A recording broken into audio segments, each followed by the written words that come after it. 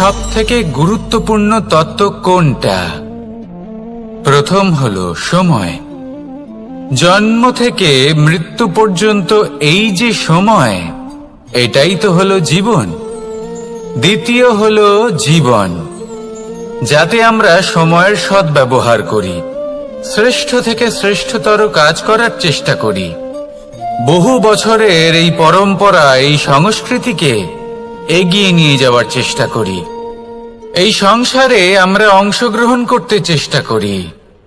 তৃতীয় হলো ধন, সেই ধন যা প্রত্যেক ব্যক্তি অর্জন করতে চেষ্টা করেন। এবার এই তিনটি তত্ত্বের মধ্যে একটা সামঞ্জস্য আছে, সমান ব্যাপার আছে। সে ধনই হোক বা সময় হোক বা হোক জীবন। আর সেই সমান ব্যাপার হলো যে যদি আপনি এটা গণনা করতে থাকেন তাহলে তা কমতে থাকে, যদি আপনি এটা ব্যবহার করেন তাহলে তা বাড়তে থাকে।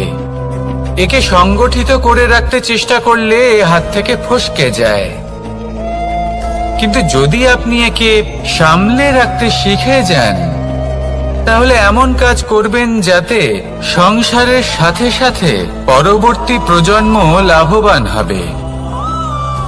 যদি কিছু শিখতে চান তাহলে সামলাতে শিখুন, গণনা করা বা সংগঠিত করা নয়।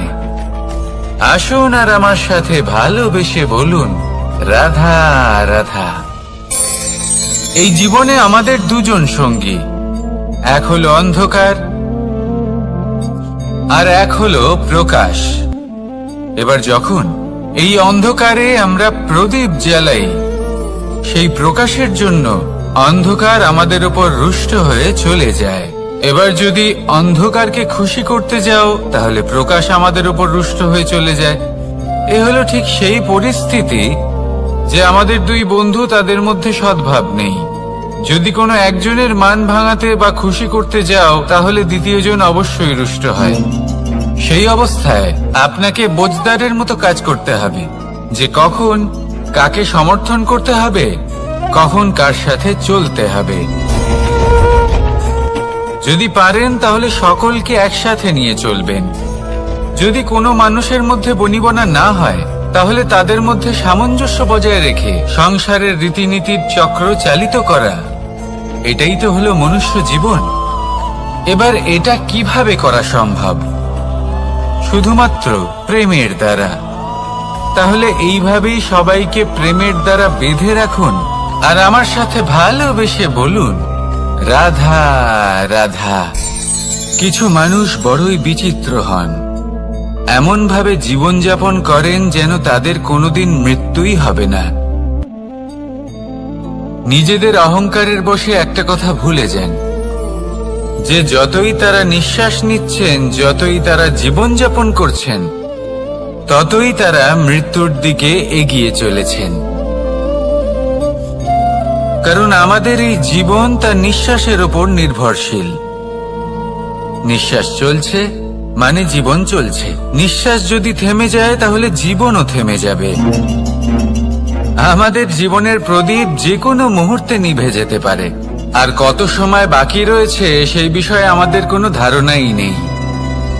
তাই যে মুহূর্ত আমরা এখন যাপন করছি সেটার সদ্ব্যবহার করে নেওয়া যাক, কোনো শুভ কর্ম করে নেওয়া যাক, এমন কোনো কর্ম যার দ্বারা আমাদের ব্যক্তিত্বতে এমন এক চমক আসে যে আমাদের মৃত্যুর পরেও এই সংসার আমাদের চিরস্মরণীয় করে। কারণ একটা কথা ঠিক, মৃত্যু হলো একটা অটল সত্য, তাকে মেনে নিতেই হবে, স্মরণীয় করে রাখতেই হবে। যে সময় আছে তার সদ্ব্যবহার করুন আর আমার সাথে ভালোবেসে বলুন, রাধা রাধা। এই সংসারের সব থেকে বড় সুখ কি?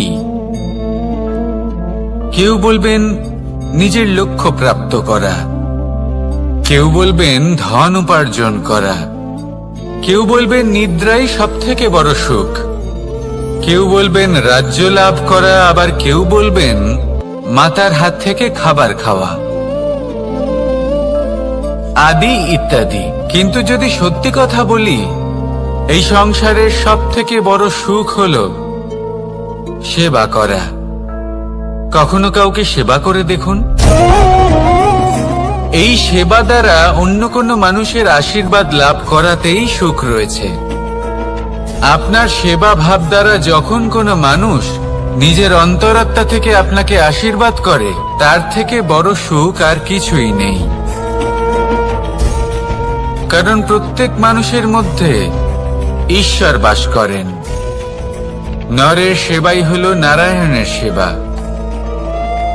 নিষ্কাম সেবা করাই হলো সব থেকে বড় সুখ। তাই নিজের অন্তরে সেবার এই ভাব জাগ্রত করুন। যে সুখের কথা আমি বলছি, সেই সুখ অনুভব করেই দেখুন। এই মন সুপ্রসন্ন হয়ে বলবে, রাধা রাধা। মানুষের এই জীবন, মানুষ জন্ম নেয়, একটা নির্দিষ্ট সময়ের পরে এই সংসার ত্যাগ করে চলেও যায়। এবার শুধু এটাই আবশ্যক নয় যে এই জীবনকালকে আপনি যাপন করবেন, শুধু এটাই গুরুত্বপূর্ণ নয়। আবশ্যক এবং গুরুত্বপূর্ণ হলো এটা যে এই জীবনকালে আপনি এমন কিছু করেন যাতে এই সংসারের মঙ্গল হয়, যাতে এই সংসার আপনাকে মনে রাখে, আপনার থেকে প্রেরিত হয়, আপনার মতো হতে চায়। প্রত্যেক বছর আপনার জন্মতিথির অপেক্ষা করে, এমন ভাবে আপনার জন্মদিন পালন করে যাতে সেটা মহোৎসবের আকার ধারণ করে। এবার এই জন্মদিন এমনি এমনি মহোৎসবে পরিণত হয় না। তখন হয় না যখন কোনো ব্যক্তি রাজার রূপে বা কোনো গোয়ালার রূপে জন্মগ্রহণ করে। তখন পরিণত হয় যখন একজন মানুষ জন্মগ্রহণের পরে এই সংসারকে কোনো শিক্ষা দিয়ে যান।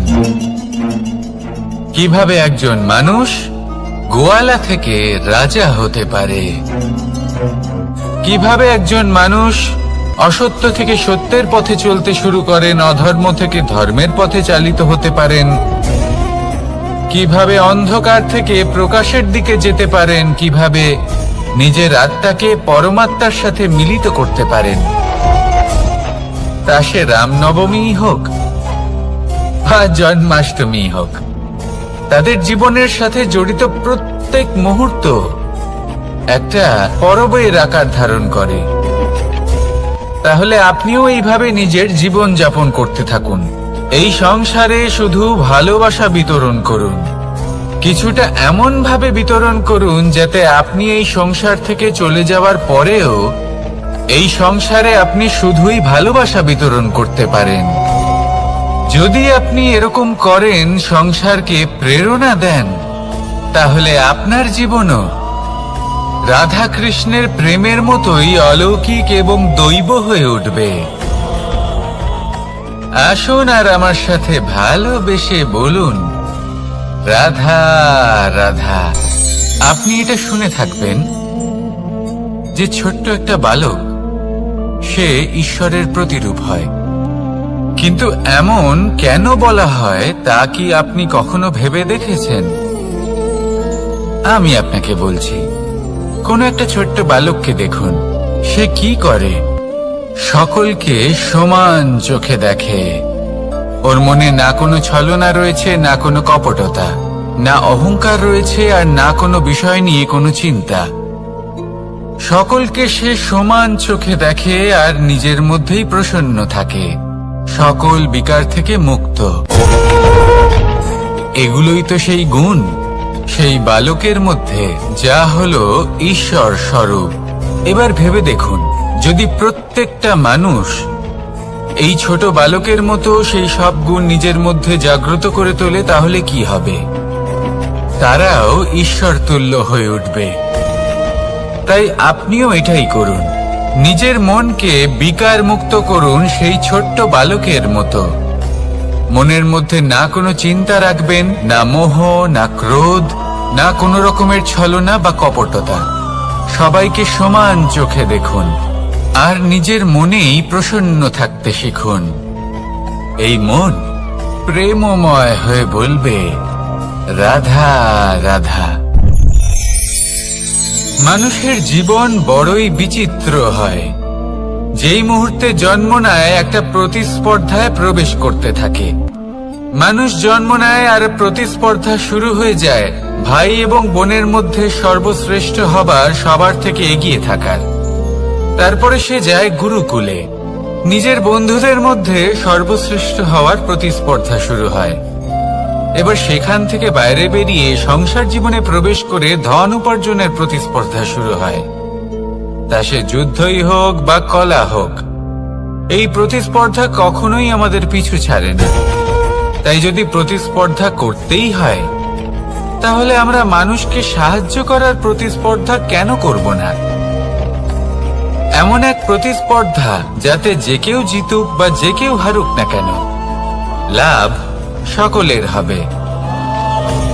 সকলের মধ্যে প্রেম বিতরণ করতে থাকুন, এইভাবেই আনন্দ বিতরণ করতে থাকুন, আর আমার সাথে ভালোবেসে বলুন, রাধা রাধা। দু রকমের প্রাকৃতিক বেগ থাকে। প্রথম হলো বর্ষা। যখন এর বর্ষণ হয় তখন মাটিকে শীতল করে নতুন ফসল ফলায়। আর দ্বিতীয় হয় পবন, যা আমাদের সর্বদা শ্বাসবায়ু প্রদান করে। অশান্ত এই মনকে শান্তি প্রদান করে, এই ক্লান্ত শরীরে স্ফূর্তি প্রদান করে। আমাদের জীবনে যত আবেগ আছে তা হয় বর্ষার মতো হওয়া উচিত, নয় হওয়া উচিত পবনের মতো। ক্রোধ, মতভেদ, বিবাদ, এগুলো হওয়া উচিত বর্ষার মতো। অর্থাৎ কিছু সময় পরে যেন এরা নিজে থেকেই ছিন্ন ভিন্ন হয়ে চলে যায়। আর যদি পবনের মতো কোনো আবেগ থাকা উচিত, তা হলো প্রেম, যা সর্বদা শ্বাসবায়ু প্রদান করে, সবসময় সাথে থাকে। একে আমরা অনুভব করতে পারি না, কিন্তু এ আমাদের অনুভব করার জন্য প্রাণবায়ু প্রদান করে। আর যখন চক্রবাতের মতো সে ভয়ঙ্কর হয়ে ওঠে, তখন সমগ্র সংসার বদলে দেয়। এর সারমর্ম একটাই, শক্তি। মতভেদ, ক্রোধ, বিবাদের মধ্যে নেই। শক্তি যদি থাকে, তা আছে প্রেমের মধ্যে। তাই এই প্রেমকে মনের মধ্যে রাখুন আর আমার সাথে বলুন, রাধা রাধা। প্রত্যেকটা মানুষ আলাদা হয় আর অত্যন্ত বিশেষ হয়। প্রত্যেক মানুষ ভিন্ন ভিন্ন পরিবেশে পালিত হয়, বড় হয়। প্রত্যেকের নিজস্ব চিন্তা ভাবনা থাকে, নিজস্ব বিচারধারা থাকে। যখন অনেক ভিন্ন বিচারধারা একত্রিত হয়ে যায়, তখন শুরু হয় বিবাদ।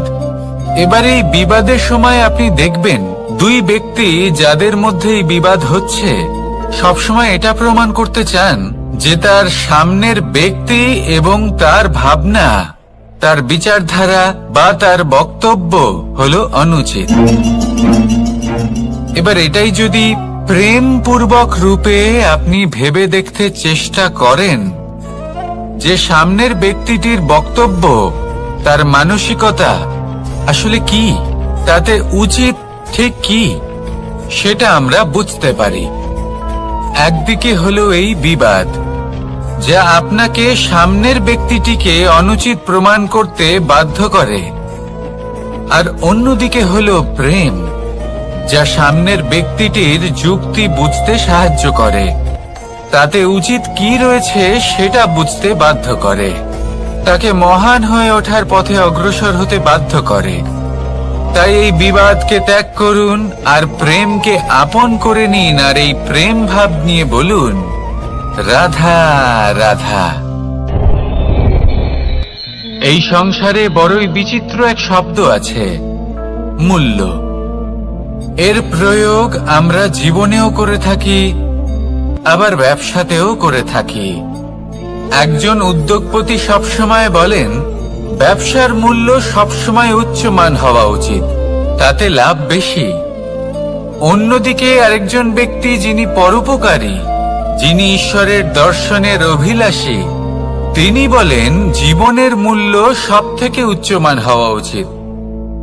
অনেক সময় মানুষ কি করে থাকেন, ব্যবসার এই মূল্য তা উচ্চতার শিখরে পৌঁছানোর লোভে জীবনের মূল্য নামিয়ে ফেলেন, যেখানে এই সমগ্র সংসার প্রেমের দ্বারা চালিত হয়। প্রেমই হলো এই সংসারের আধার। এবার যদি আপনি প্রেম করতে শিখে যান, তাহলে ব্যবসাতে নিশ্চিত রূপে লাভের সাথে সাথে কীর্তি এবং যশ লাভও করতে পারবেন। তা আমি নিশ্চিত রূপে বলতে পারি, কারণ ব্যবসাতে ওঠা নামা এসব চলতেই থাকে। জীবনকে আপনি যদি একবার উচ্চতায় নিয়ে যেতে পারেন,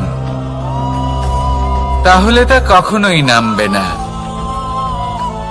আসুন আর আমার সাথে ভালোবেসে বলুন, রাধা রাধা।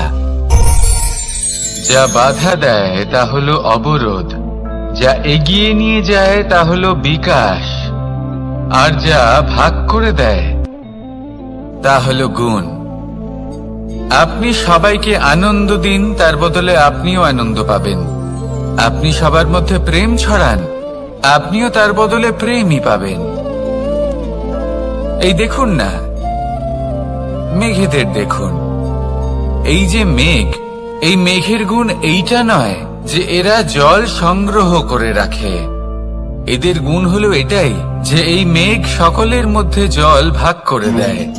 ধরিত্রীর এবং জগতের তৃষ্ণা নিবারণ হয়। সূর্য, সূর্যের গুণ এইটা নয় যে সে সব থেকে বেশি তেজস্বী। তার গুণ হলো এটাই যে সে নিজের তেজ সবার মধ্যে ভাগ করে দিতে পারে। ঠিক সেইভাবেই জীবনে আনন্দ, উল্লাস, প্রেম এই সব কিছুই ভাগ করে নিতে শিখুন। এটাই হলো একটা গুণ, আর তার বদলে আপনি দ্বিগুণ আনন্দ, দ্বিগুণ উল্লাস, দ্বিগুণ প্রেম অবশ্যই পাবেন। যদি আপনি এই সবকিছু নিজের কাছেই জমিয়ে রাখেন, তাহলে আপনি নিজের বিকাশে নিজেই বাধা দেবেন। আসুন আর আমার সাথে ভালোবেসে বলুন, রাধা রাধা। আপনি কখনো মাখনের হাঁড়ি ভেঙেছেন? কত আনন্দ পাওয়া যায়।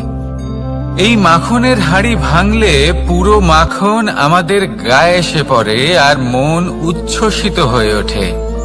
কিন্তু তার জন্য বালগোপালদের কত চেষ্টা করতে হয় সেটা কখনো ভেবে দেখেছেন?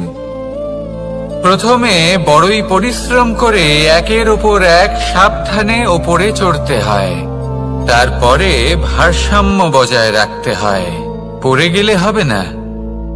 তারপর এই হাতের দ্বারা সেই মাখনের হাঁড়ি ভাঙতে হয়, তখন মাখন পড়ে। এবার এরকমই কিছু আমাদের জীবনে আমাদের সাথেও হয়। এবার আপনি বলবেন যে মাখনের হাঁড়ি ভাঙার এই প্রক্রিয়া, তার সাথে জীবনের কি সম্পর্ক থাকতে পারে? আসলে আমাদের মনের মাঝেও একটা হাঁড়ি রয়েছে, অহংকারের হাঁড়ি। আর এই অহংকারের হাঁড়ি যখন ভেঙে যায়, তখন প্রসন্ন হবার আনন্দ চতুর্দিকে ছড়িয়ে পড়ে। এই মন, এই আত্মা, এই দুই প্রসন্ন হয়ে যায়। কিন্তু তার জন্য আপনাদেরকেও বালগোপালের মতো চেষ্টা করে যেতেই হবে। ভারসাম্য বজায় রাখতেই হবে মনের মাঝে এবং এই বুদ্ধিতে, ভালো এবং মন্দের মধ্যে, লোভ এবং পরমার্থের মধ্যে।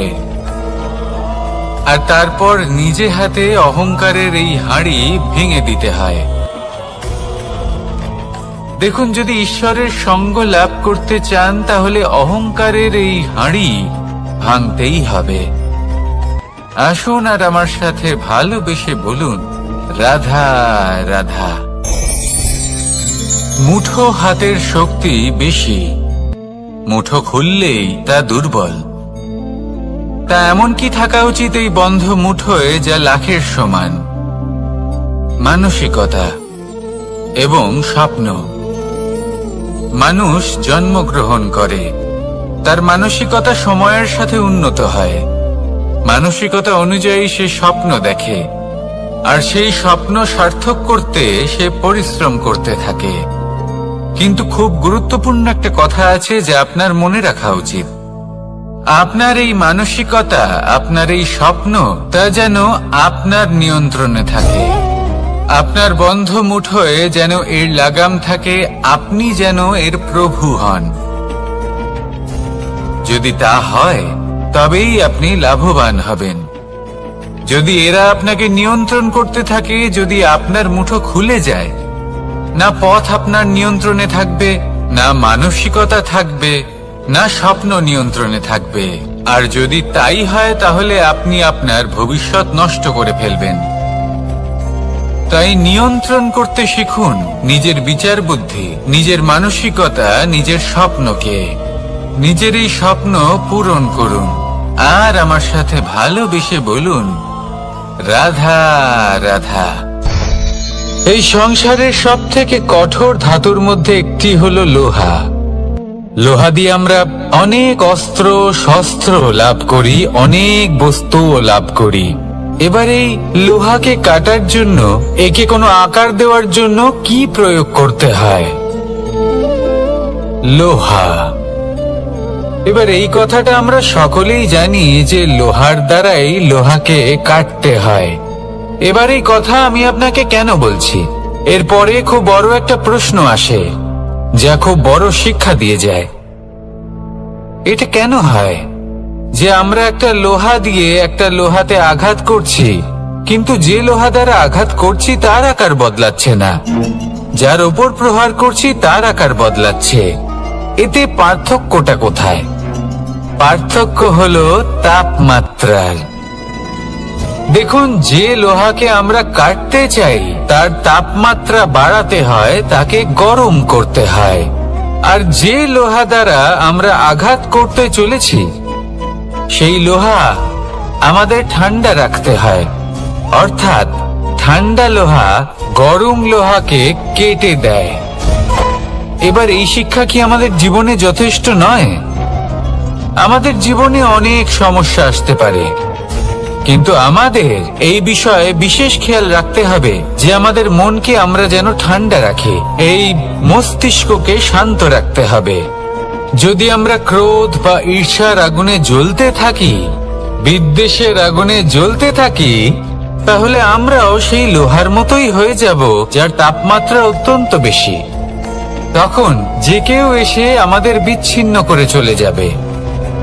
মনে রাখবেন, যিনি যত বেশি স্থির বুদ্ধির অধিকারী, যিনি হলেন সব থেকে বেশি শান্ত, তিনি হলেন সব থেকে বেশি বলশালী। তাহলে শান্ত থাকুন আর আমার সাথে ভালোবেসে বলুন, রাধা রাধা। এই সমগ্র সংসারের সব থেকে গুরুত্বপূর্ণ ব্যক্তি কে? স্বয়ং আপনি। নিজের জন্য তো বটেই, তাই না? কারণ যখন আপনি জন্মগ্রহণ করেন, নিজের চোখ খোলেন, এই সংসারে আসেন, তখনই তো এই সংসারকে আপনি দেখতে পান, অনুভব করতে পারেন। এখানকার আবেগ, এখানকার মানুষজন তখন থেকেই অনুভব করেন। যদি আপনি না থাকেন তাহলে এই সংসারের অস্তিত্ব আপনার কাছে শূন্যের সমান, তাই না? আপনি না থাকলে এই সংসারও আপনার কাছে নেই। এবার সবাই বলবেন যে এ তো সত্যি কথা, সেই অনুযায়ী তো আমার স্বার্থপর হওয়া উচিত, অহংকারী হওয়া উচিত, কারণ আমার কাছে আমি তো সবকিছু। দৃষ্টিভঙ্গি পাল্টে দেখুন, আপনার কাছে সব থেকে বেশি গুরুত্বপূর্ণ ব্যক্তি কে? আপনি নিজেই। সেই মানুষটি কেমন হওয়া উচিত একটু ভেবে দেখুন। সব সময় সকলকে সাহায্য করুন, একসাথে মিলে পরিশ্রম করুন, সাহায্য করুন অন্যদেরকে। এটা অতি আবশ্যক। এবং তার থেকেও বেশি গুরুত্বপূর্ণ হলো এটাই যে আপনার মনে যেন কখনো এই বিষয়ে ভয় না থাকে যে আমি আমার প্রিয়জনদের, আমার কাছের মানুষগুলিকে হারিয়ে ফেলব। এই ভয় কখনোই মনের মধ্যে থাকা উচিত নয়। যদি ভয় থাকে তাহলে থাকুক এই বিষয়ে যে সকল মানুষ আমার জীবন থেকে, আমার থেকে দূরে চলে যাচ্ছেন, তাদের বাধা দিতে দিতে আমি যেন নিজেকেই না হারিয়ে ফেলি।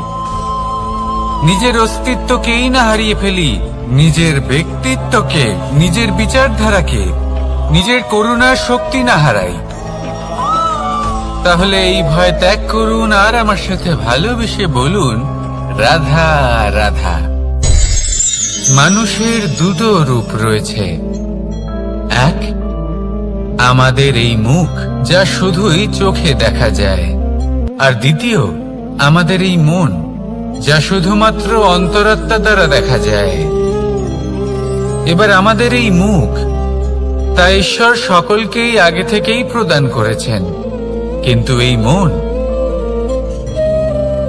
মন কেমন হবে তা আমাদের জীবনের অনুভূতি এবং আমাদের জীবনের লক্ষ্য এগুলি সুনিশ্চিত করে।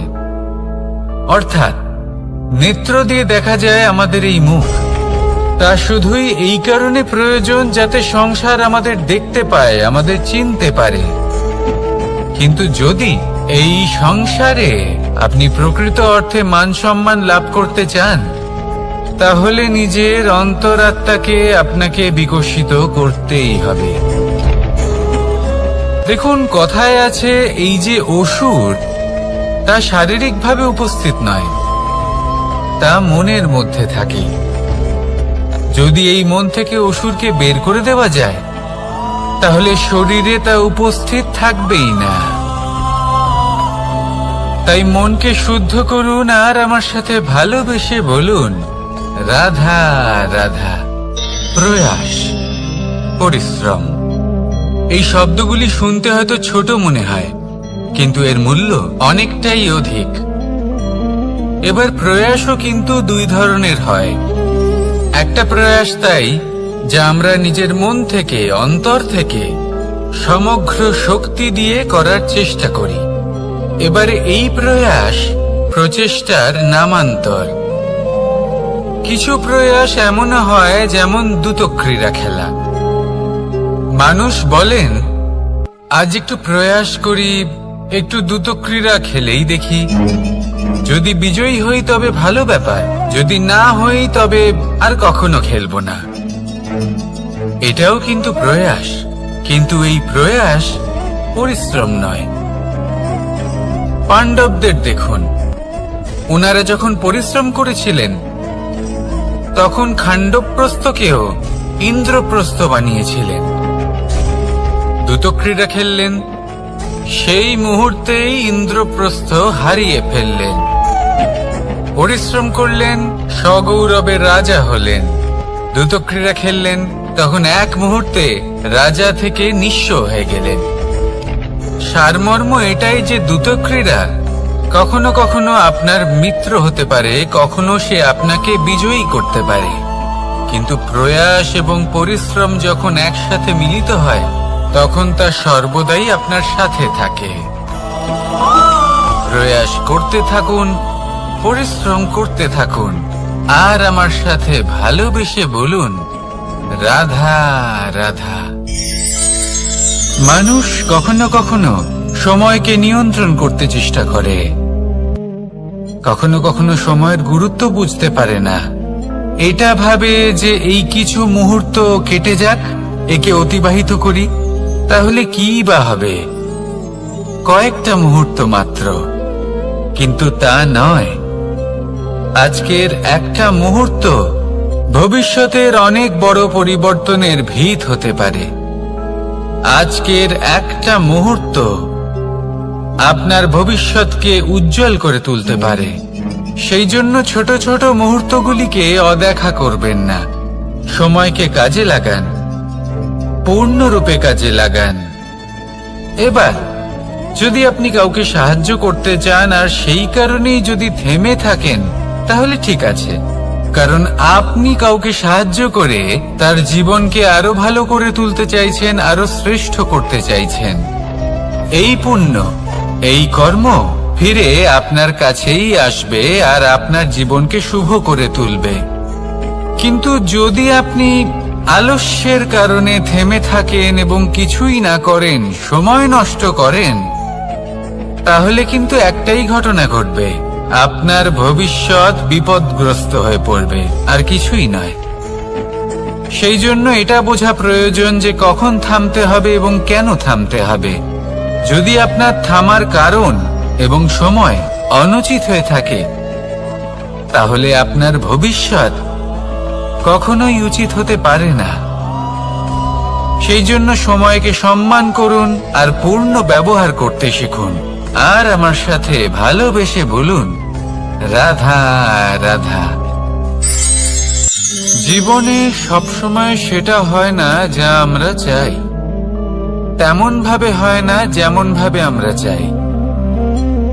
এবার তাতে আমরা দুঃখ পাই, নিরাশ হয়ে পড়ি, ভাগ্যকে দোষ দিই অথবা অন্য কাউকে বা নিজেকে। কিন্তু সত্যটা কি সেটা আমাদের জানতে হবে।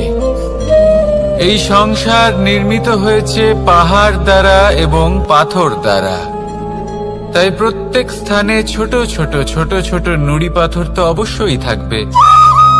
এগুলো এড়িয়ে যাওয়া সম্ভব নয়, আর এই কথাটা আমরা সকলে জানি। এবার এইভাবেই আমাদের জীবনে নানান রকমের সমস্যা লেগেই থাকে। এর হাত থেকে কোনোভাবেই নিস্তার পাওয়া সম্ভব নয়। একটা সমস্যা এড়াতে যান, দ্বিতীয় চলে আসবে, দ্বিতীয় সমস্যা এড়াতে যান, তৃতীয় চলে আসবে। কিন্তু সমস্যা জীবনে থাকবেই, আর আপনাকে সাহায্য করার জন্যই থাকবে কোনো না কোনো রূপে।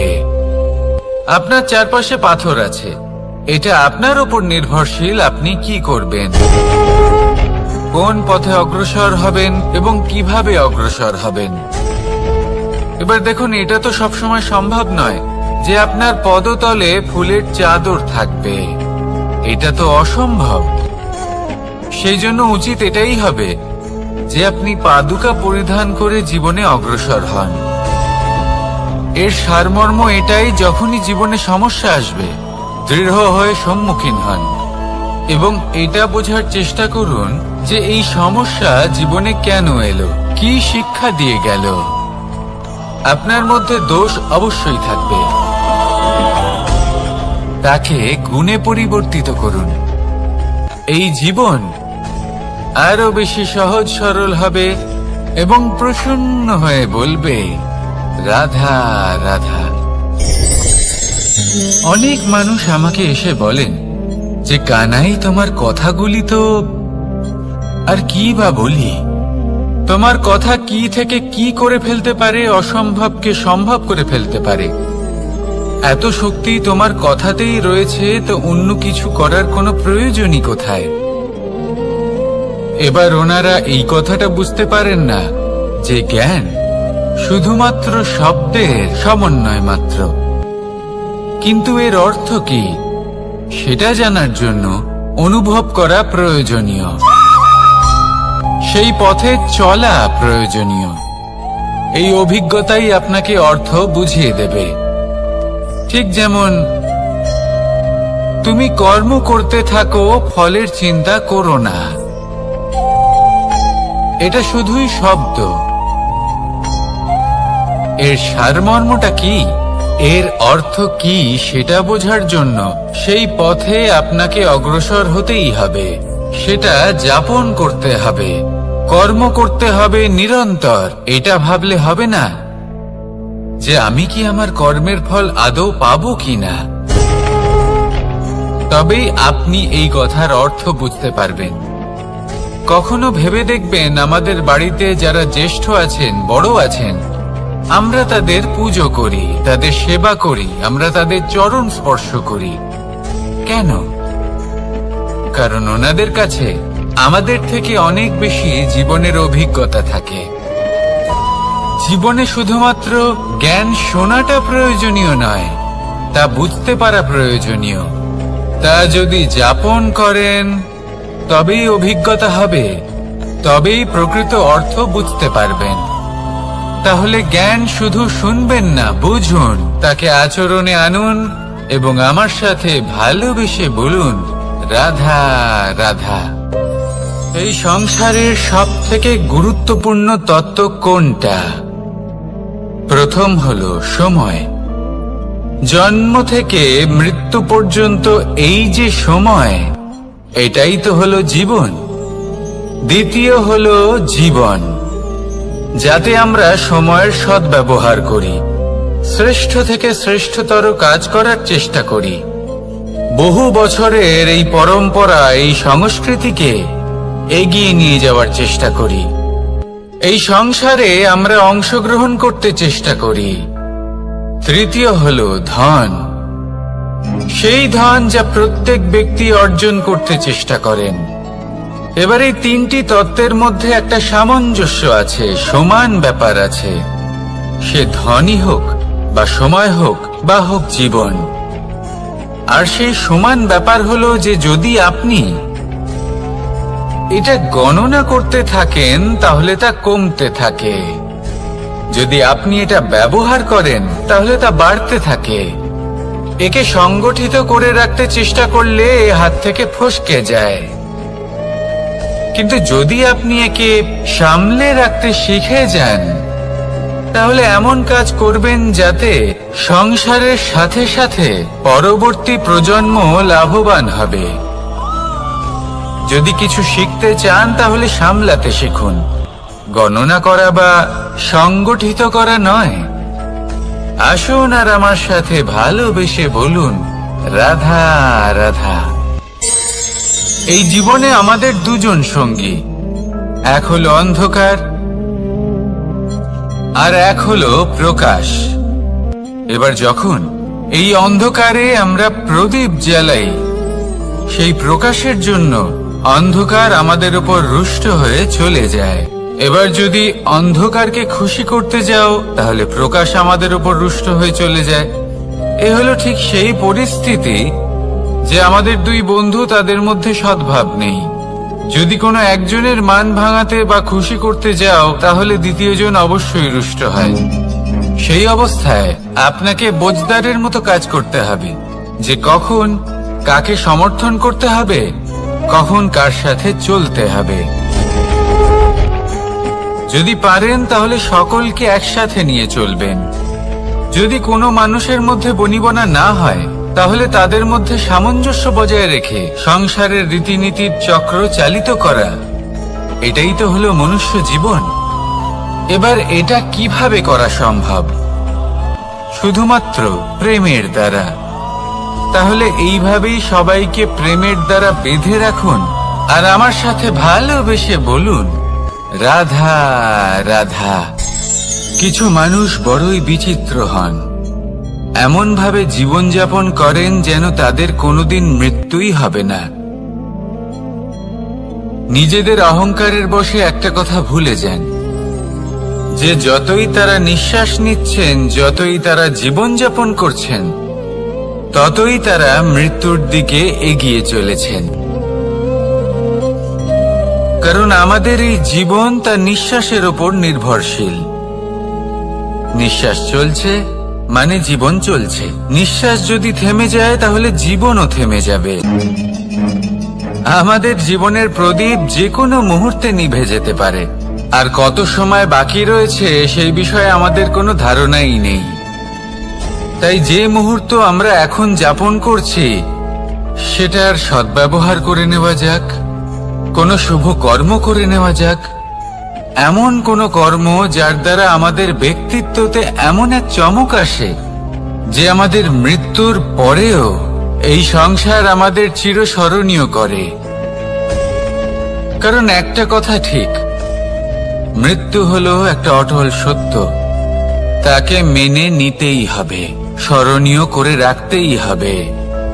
যে সময় আছে তার সদ্ব্যবহার করুন আর আমার সাথে ভালোবেসে বলুন, রাধা রাধা। এই সংসারের সব থেকে বড় সুখ কি? কেউ বলবেন নিজের লক্ষ্য প্রাপ্ত করা, কেউ বলবেন ধন উপার্জন করা, কেউ বলবেন নিদ্রাই সব থেকে বড় সুখ, কেউ বলবেন রাজ্য লাভ করা, আবার কেউ বলবেন মাতার হাত থেকে খাবার খাওয়া, আদি ইত্যাদি। কিন্তু যদি সত্যি কথা বলি, এই সংসারের সব থেকে বড় সুখ হলো সেবা করা। কখনো কাউকে সেবা করে দেখুন।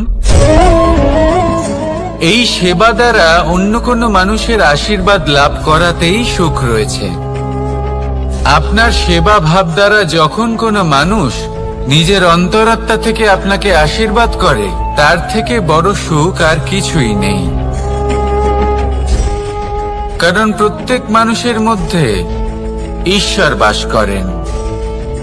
নরের সেবাই হলো নারায়ণের সেবা। নিষ্কাম সেবা করাই হলো সব থেকে বড় সুখ। তাই নিজের অন্তরে সেবার এই ভাব জাগ্রত করুন। যে সুখের কথা আমি বলছি, সেই সুখ অনুভব করেই দেখুন। এই মন সুপ্রসন্ন হয়ে বলবে, রাধা রাধা। মানুষ অসুস্থ কেন হন? শারীরিক দুর্বলতার কারণে? না, মানুষ অসুস্থ হন তার মানসিকতার কারণে, তার বিবেকের কারণে, তার কর্মের কারণে, তার ক্রোধের কারণে। আর যখন কেউ সুস্থ হন, ঠিক হয়ে যান, তার মানে এটা নয় যে শুধু ওষুধের জন্য তিনি সুস্থ হয়েছেন। না, এটা কারোর তার প্রতি প্রেমের প্রভাব, বিশ্বাসের প্রভাব, সম্বলের প্রভাব। শুধুমাত্র ওষুধ দিয়ে কিছুই হয় না। যদি মনে প্রেম থাকে, বিবেক থাকে, বিশ্বাস থাকে, সম্বল থাকে, তবেই সেই ওষুধ কাজ করতে পারে। তাই মনে রাখবেন, এই জীবন হলো অত্যন্ত ছোট। মনে প্রেম ভাব রাখুন, মিত্রতা করুন, শত্রুতা নয়। ভালোবাসুন, বিদ্বেষ নয়। আর এই ভালোবাসার সাথেই বলুন, রাধা রাধা। জীবন, এই জীবনের সত্য কি? জন্ম, যেখান থেকে জীবন আরম্ভ হয়, নাকি সমাপ্তি?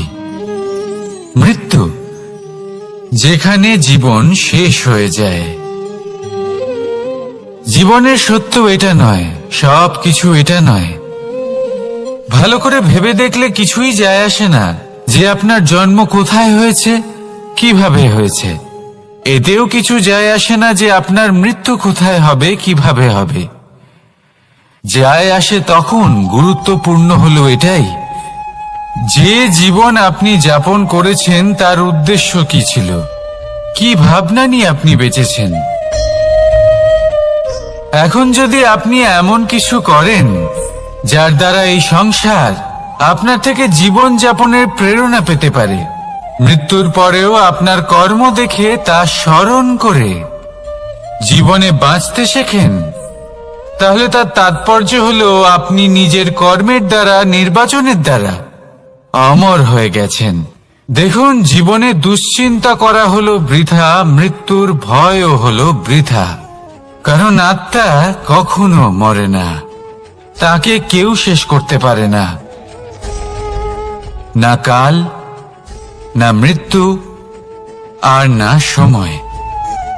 যদি এমন কিছু থাকে যা আপনার আত্মাকে শেষ করে দিতে পারে, তাহলে তা আপনারই নিজের দুষ্কর্ম। তাই এই যে জীবনকাল আপনার কাছে রয়েছে, তাতে শুধু শুভ কর্ম করুন, দুশ্চিন্তা করা ত্যাগ করুন। এমন কর্ম করুন যা দেখে সংসার উচিত পথে চলে আসবে, শুভ কর্ম করবে। যদি আপনার মৃত্যুর পরে সংসার আপনাকে স্মরণ করে শিক্ষা লাভ করে, উচিত পথে চলে, প্রেরিত হয়, তাহলে আপনিও অমর হয়ে যাবেন। আসুন আমার সাথে ভালোবেসে বলুন, রাধা রাধা। কথায় আছে, যা কিছু অন্তর থেকে নিঃসৃত হয় তা অশুভ হয় না। অশুভ হলো সেই বোধ, সেই ইচ্ছে যা অন্তর থেকে নিঃসৃত হলেও কখনোই বিবেকের দ্বারা পরখ করা হয় না। এমনই একটা অনুভূতি হলো ক্রোধ। এই ক্রোধ আপনার বিবেকই হরণ করে নেয়, আপনার করুণা হরণ করে নেয়। আপনি ভাবনা চিন্তা করার যোগ্যতাই হারিয়ে ফেলেন। এবার যদি আপনি সংসারকে নিয়ন্ত্রণ করতে চান, ভবিষ্যতের ওপর নিয়ন্ত্রণ রাখতে চান, বর্তমানের ওপর নিয়ন্ত্রণ রাখতে চান, তাহলে প্রথমে নিজের ক্রোধের উপর নিয়ন্ত্রণ করা শিখতে হবে, কারণ এই ক্রোধ আপনার বন্ধু নয়, এ আপনার শক্তি নয়, এ হলো আপনার দুর্বলতা, আর এটা শত্রুর শক্তি বাড়িয়ে তোলে, আর শেষ পর্যন্ত ক্ষতি আপনারই হয়। তাই এই ক্রোধকে নিজের নিয়ন্ত্রণে রাখুন। অশুভ মন্তব্য আপনা থেকেই অসফল হয়ে যাবে। আসুন আমার সাথে ভালোবেসে বলুন, রাধা রাধা।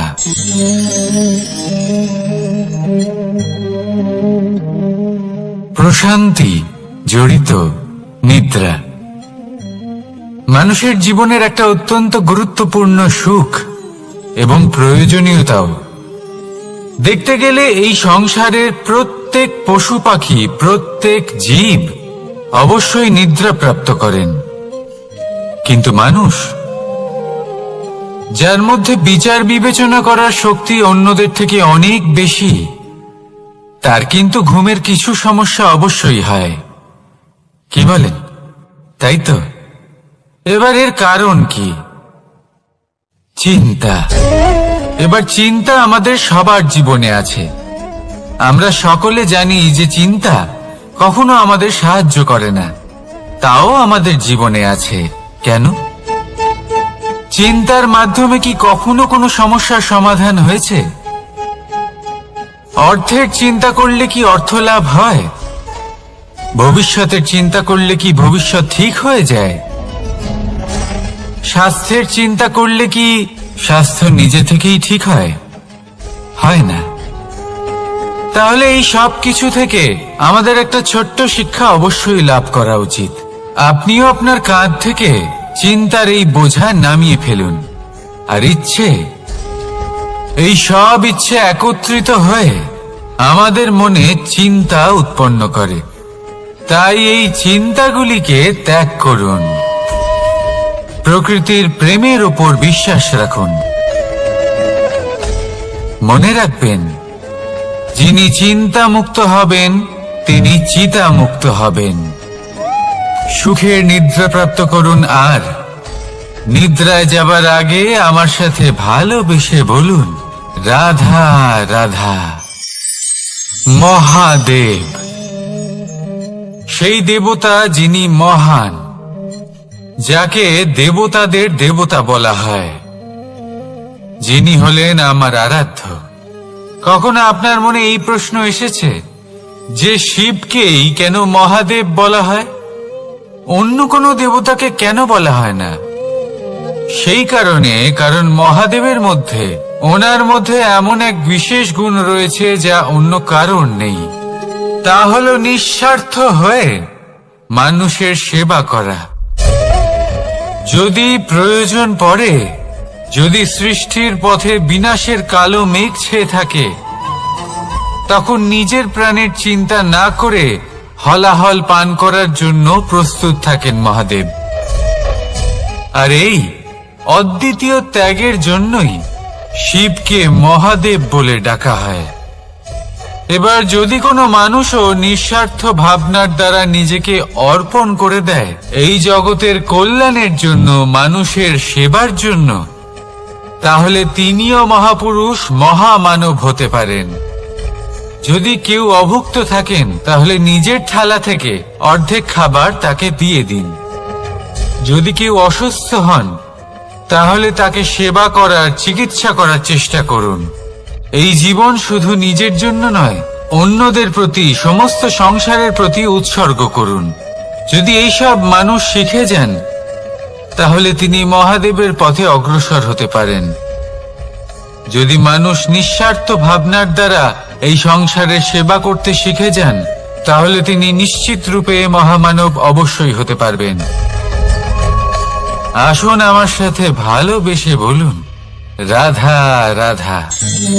স্বর্ণ, হীরে, মুক্ত, মানিক, এই সব কিছুকে আগে পাথর বলা হতো। তাহলে এমন কি হলো যে এদের রত্ন বলা হয়? আর রত্ন তা বাস্তবে আসলে কি? এটা হলো সেই পাথর যাকে আগে আগুনের তাপ সহ্য করতে হয়েছে, পরখ করা হয়েছে, যাচাই করা হয়েছে, এদের কাটার চেষ্টা করা হয়েছে, কিন্তু তারা কখনোই নষ্ট হয়নি, বরং তারা আরো উদ্ভাসিত হয়েছে, আরো উজ্জ্বল হয়েছে, এই সংসারে আরো প্রকাশ ছড়িয়ে দিয়েছে। সেই জন্য এরা হলো এত অমূল্য, সেই জন্য এরা হলো বহুমূল্য, সেই জন্য এদের রত্ন বলা হয়। এবার মানুষের কাছেও এই নির্বাচনের অধিকার রয়েছে যে আমরা শুধু পাথর হয়ে থাকব নাকি রত্ন হয়ে থাকব। কিভাবে? আমাদের জীবনেও অনেক সমস্যা রয়েছে, বাধা আছে, বিপত্তি আছে। আমরা সেই বাধার তাপে উত্তপ্ত হই, এই সমস্যা আমাদের কাটার চেষ্টা করে। অনেক মানুষ বিভিন্ন পরিস্থিতি আমাদের ভাঙার চেষ্টা করে, কিন্তু আমাদের নষ্ট হলে চলবে না। যেভাবে এই রত্ন সমস্যার সম্মুখীন হয়ে পাথর থেকে রত্ন হয়েছে, সেইভাবেই আমাদেরও আমাদের সমস্যার সম্মুখীন হয়ে রত্ন হয়ে উঠতে হবে। এই সংসারে প্রকাশের স্রোত হয়ে উঠতে হবে। তাহলে এটাই করুন আর আমার সাথে ভালোবেসে বলুন, রাধা রাধা। সংসারে সব থেকে বড় শক্তি আসলে কি? কেউ বলবেন শারীরিক শক্তি, কেউ বলবেন অস্ত্রের শক্তি, কেউ বলবেন জ্ঞানের শক্তি। ঠিক আছে, কিন্তু যদি আমি বলি সংসারের সব থেকে বড় শক্তি হলো শক্তি কোনো এক তথ্যের, আগে হ্যাঁ, তথ্য।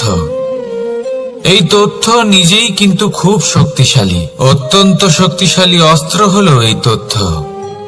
আর সত্যি বলতে অনুচিত তথ্যের থেকে অনেক বেশি ঘাতক হলো অসম্পূর্ণ তথ্য। যেরকম আজ শাম্ব রুক্মির সাথে করেছে, ওকে অসম্পূর্ণ তথ্য দিয়েছে, তার ফলে বিনাশ হলো। যদি এইভাবেই আপনার কাছেও কোনো অসম্পূর্ণ তথ্য আসে, আর যদি আপনি তা পরখ না করে দেখেন, যাচাই না করে দেখেন, আর নিজের কর্ম করেন, তাহলে উত্থানের বদলে আপনি পতনের সম্মুখীন হবেন। বিকাশের বদলে আপনার বিনাশ হয়ে যাবে। মনে রাখবেন একটা অত্যন্ত গুরুত্বপূর্ণ কথা, সঠিক তথ্য পাওয়া সঠিক তথ্য দেওয়ার থেকে অনেক বেশি গুরুত্বপূর্ণ। আশা করি এই কথা আপনি বুঝেছেন। জীবনে যখনই কোনো তথ্য আপনি পাবেন, সেই বিষয়ে ভেবে দেখুন, পরখ করে দেখুন, যাচাই করুন, তারপর নিজের কর্ম করুন। আর আমার সাথে ভালোবেসে বলুন, রাধা রাধা। ধর্ম এবং প্রেম, এই দুই হলো একই মুদ্রার দুই পিঠ। যদি এদের মধ্যে কোনোটা নষ্ট হয়ে যায়, তাহলে দ্বিতীয়টাও থাকে না। কখনো ভেবেছেন এমন কেন হয়? তার জন্য আগে আপনাকে বুঝতে হবে যে ধর্ম আসলে কি। ধর্ম সেটাই যা এই সংসারের প্রত্যেক মানুষকে একে অপরের সাথে সুখ এবং শান্তিতে থাকতে প্রেরণা যোগায়। এই প্রেরণার আধার হলো প্রেম। প্রেম সেটাই যা আপনার মধ্যে অন্য কারোর প্রতি করুণাবোধ জাগিয়ে তোলে, সম্মান জাগিয়ে তোলে। এবার যদি প্রেম চলে যায়, তাহলে সবার আগে বিনাশ হবে সম্মান আর করুণাবোধের। এবার যেখানে না প্রেম রয়েছে, না সম্মান রয়েছে, না করুণা রয়েছে, সেখানে ধর্ম কিভাবে বাস করবে? অশুভ ইচ্ছে জাগ্রত হয়ে ওঠে, ক্রোধ জাগ্রত হয়ে ওঠে, অহংকার জাগ্রত হয়ে ওঠে, আর তারপর আরম্ভ হয় অধর্মের। তাই যা যা ভাবনা আপনার অন্তরে প্রবেশ করছে, করতে দিন, কিন্তু যাই হোক না কেন, এই প্রেমকে নিজের থেকে দূরে যেতে দেবেন না। এই প্রেমকে চিরকাল নিজের কাছে রাখুন, নিজের হৃদয়। আর এই প্রেম ভাব নিয়ে বলুন, রাধা রাধা। এই সংসারে আমাদের জীবনের সব থেকে বড় দোষ কি আপনি জানেন? কেউ বলবেন লোভ, কেউ বলবেন লালসা, কেউ বলবেন অসত্য। দেখুন, দুঃখের মূল কারণ হলো পরিশ্রম না করা। কিছু মানুষ ভাবেন যে আমি জীবনে কোনো পরিশ্রম করব না, অথচ আমি সবকিছু প্রাপ্ত করতে চাই। আর এমন এক কারণের জন্যই দূতের মতো খেলা আমাদের জীবনে প্রবেশ করার সুযোগ পায়। দূত, এই দূত আসলে কি? দূত অর্থাৎ কোনো পরিশ্রম ছাড়াই অন্য কেউ পরিশ্রম করে যা অর্জন করেছেন, যে সুখ সুবিধা অর্জন করেছেন, তা নিজের জন্য শুধুমাত্র একটা খেলার মাধ্যমে নিজের করে নেবার ইচ্ছে। আর এই ইচ্ছে অত্যন্ত বিনাশকারী হতে পারে। এই ইচ্ছে যদি আপনার বিবেক, আপনার মন, আপনার চেতনা, আপনার ভাবনা প্রবাহিত করে ফেলে, তারপরে আপনি চেষ্টা করতে শুরু করে দেবেন, আর সেইখান থেকেই আপনার পতন শুরু হবে। এই চেষ্টা করবেন যে অন্য কারোর জীবনের সমস্ত ধন, তার সমস্ত জীবন সম্পূর্ণভাবে নিজের করে নেওয়া। কারণ প্রথমে আশা জাগ্রত হয়, আর এই আশা হতাশায় পরিণত হতে সময় লাগে না। এই হতাশা কুণ্ঠায় পরিণত হতে সময় লাগে না, কুণ্ঠা লোভে পরিণত হতে সময় লাগে না, আর এই লোভ প্রতিশোধ স্পৃহাতে পরিণত হতে সময় লাগে না। আর যখন এই সব কিছু হয়, আপনি দুষ্ট হয়ে যান। আর সবাই জানেন যে প্রত্যেক দুষ্ট ব্যক্তির পতন হলো অবশ্যম্ভাবী। তাই নিজেকে দূতের থেকে দূরে রাখুন আর পরিশ্রমকে নিজের কাছে টেনে নিন। জীবনে আপনার যা যা স্বপ্ন রয়েছে, যা আপনি করতে চান, শুধুই পরিশ্রম দ্বারা অর্জন করুন। তাহলে তাই করুন, আর আমার সাথে ভালোবেসে বলুন, রাধা রাধা। জীবনে কিছু শেখা অত্যন্ত গুরুত্বপূর্ণ। এবার কি কি শিখতে হবে, সেই সব শেখানোর জন্য অনেক শিক্ষক রয়েছেন।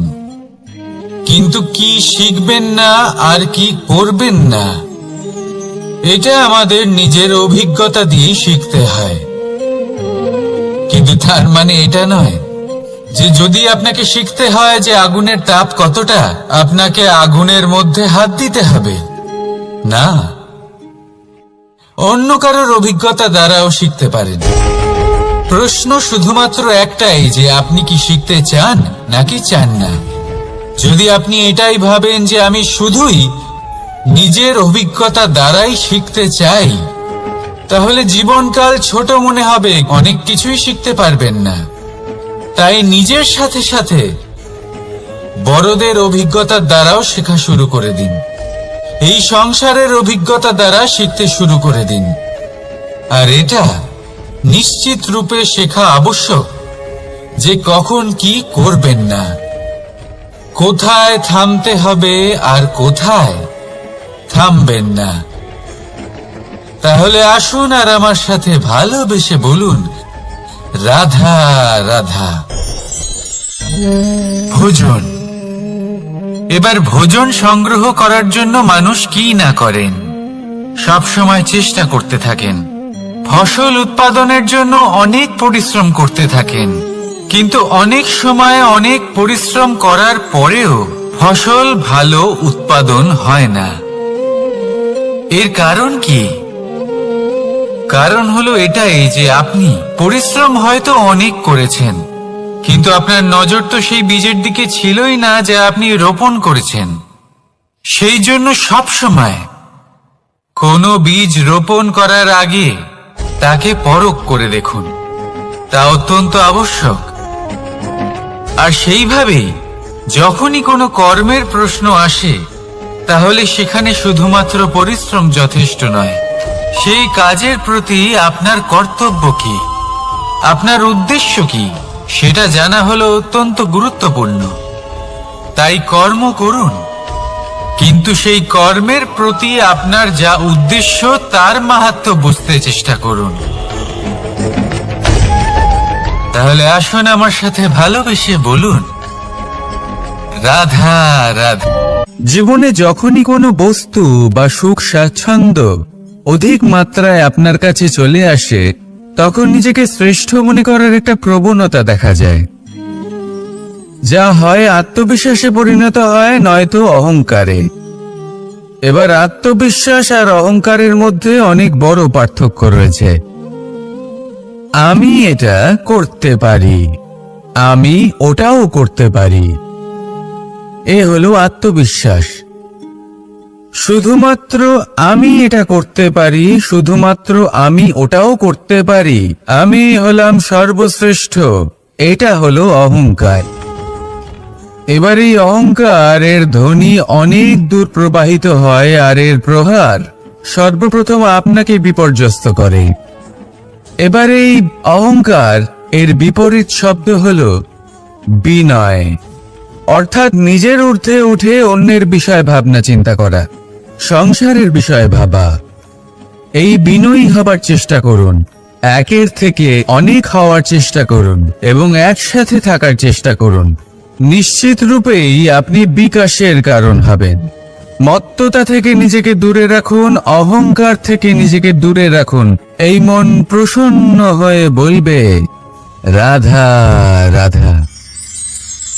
কোনো এক বস্ত্রে যদি ছোট্ট একটা ছিদ্র উৎপন্ন হয়, আর যদি আমরা তার দিকে নজর না দিই, তাহলে সময়ের সাথে সমগ্র বস্ত্র ছিঁড়ে যায় আর কোনো কাজে আসে না। যদি কোনো একটা নৌকাতে ছোট্ট একটা ছিদ্র উৎপন্ন হয়, তাহলে সময়ের সাথে পুরো নৌকাই জলে ডুবে যায়। লক্ষ্যের দিকে অগ্রসর হওয়ার সময় একটা ছোট্ট ভুল আপনি যদি করে ফেলেন, তাহলে আপনাকে তার লক্ষ্যের থেকে দূরে করে দিতে পারে। এমনটা এই সম্পর্কের সাথেও হয়ে থাকে। কোনো একটা ছোট্ট কথা, একটা ছোট্ট মনোমালিন্য যদি সম্পর্কে আসে এবং সেটা না মেটানো হয়, তাহলে সেই সমগ্র সম্পর্কটা অনেক বড় বড় সম্পর্ক ভেঙে যেতে পারে। যদি আপনার সম্পর্কে ছোট্ট একটা ছিদ্র উৎপন্ন হয়, তাহলে প্রেমের সূচ আর স্নেহের সুতো দ্বারা সেলাই করে ফেলুন, যাতে আপনার এই সম্পর্ক অটুট থাকে এবং প্রেম দ্বারা পরিপূর্ণ থাকে। আসুন আমার সাথে ভালোবেসে বলুন, রাধা রাধা।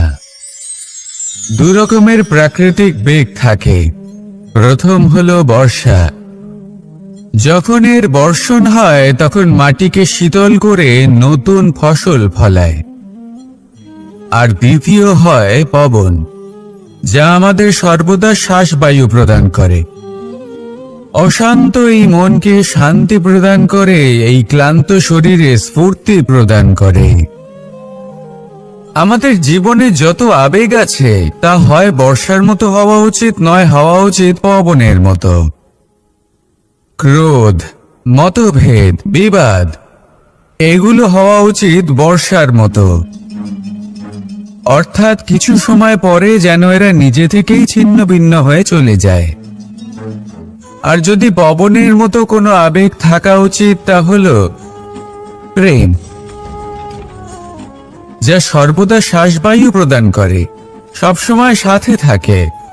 একে আমরা অনুভব করতে পারি না, কিন্তু এই আমাদের অনুভব করার জন্য প্রাণবায়ু প্রদান করে। আর যখন চক্রবাতের মতো সে ভয়ঙ্কর হয়ে ওঠে, তখন সমগ্র সংসার বদলে দেয়। এর সারমর্ম একটাই, শক্তি। মতভেদ, ক্রোধ, বিবাদের শক্তি যদি থাকে, তা আছে প্রেমের মধ্যে। তাই এই প্রেমকে মনের মধ্যে রাখুন আর আমার সাথে বলুন, রাধা রাধা। জীবনে দুই ধরনের আবেগ রয়েছে, যার কোনো মূল্য নেই। আমার কথার অর্থ এটা নয় যে এদের কোনো গুরুত্ব নেই, গুরুত্ব যথেষ্টই রয়েছে। শুধু এদের জন্য আপনাকে কোনো অমূল্য দিতে হয় না।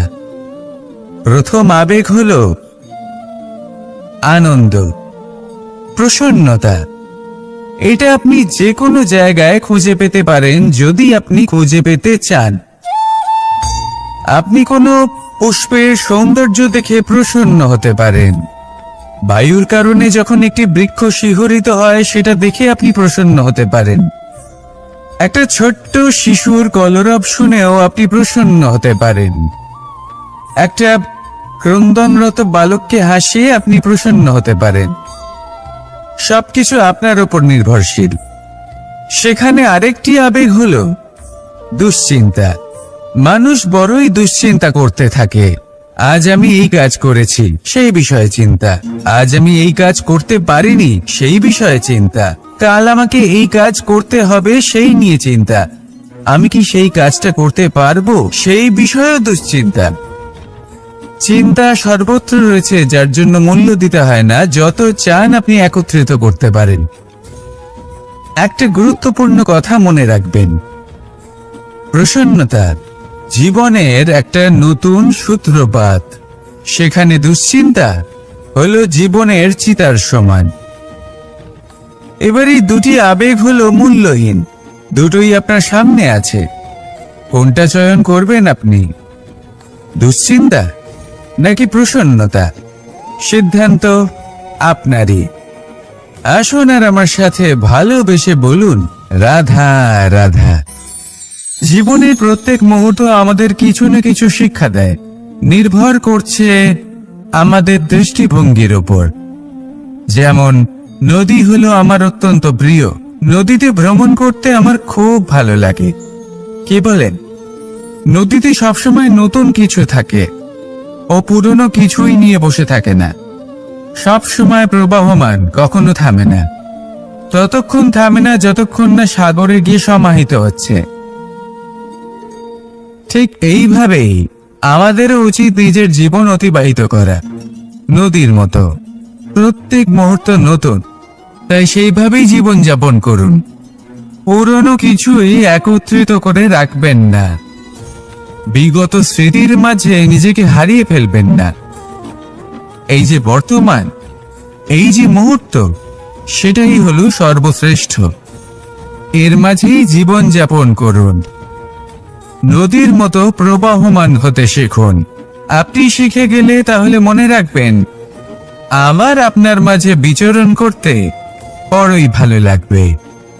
যে ব্যক্তি আনন্দের সাথে জীবনের প্রত্যেকটা মুহূর্ত অতিবাহিত করে কোনো চিন্তা ছাড়াই প্রবাহমান হয়, কখনোই থামে না, যতক্ষণ না মুক্তি লাভ করছেন, এমন ব্যক্তির মধ্যেই রাধাকৃষ্ণ বসবাস করেন। তাহলে আসুন আমার সাথে ভালোবেসে বলুন, রাধা রাধা। আপনি অবশ্যই কোনো গাছ দেখে থাকবেন যেখানে অনেক ফল রয়েছে। সেই গাছের ডালগুলি নিজে থেকেই নত হয়ে যায়। কেন? যাতে মানুষ, প্রাণী, এরা সকলে যাতে সেই ফল খুব সহজে গ্রহণ করতে পারেন। এটাই হলো প্রকৃতির শিক্ষা, এটাই হলো প্রকৃতির নিয়ম। মানুষেরও কিছুটা এরকমই হওয়া উচিত। যদি আপনি সাফল্যের চরম সীমায় পৌঁছে যান, অনেক বেশি ধন অর্জন করে ফেলেন, তখন মনে রাখবেন যে আপনি যেন অহংকারী না হয়ে পড়ে। বিনম্র থাকতে হবে। সেই ধনকে ব্যবহার করতে হবে উচিত কাজের জন্য। সেই ধনের দ্বারা সমাজের মঙ্গল করা উচিত। সকল মানুষকে সাহায্য করা উচিত যাদের ধনের অভাব আছে।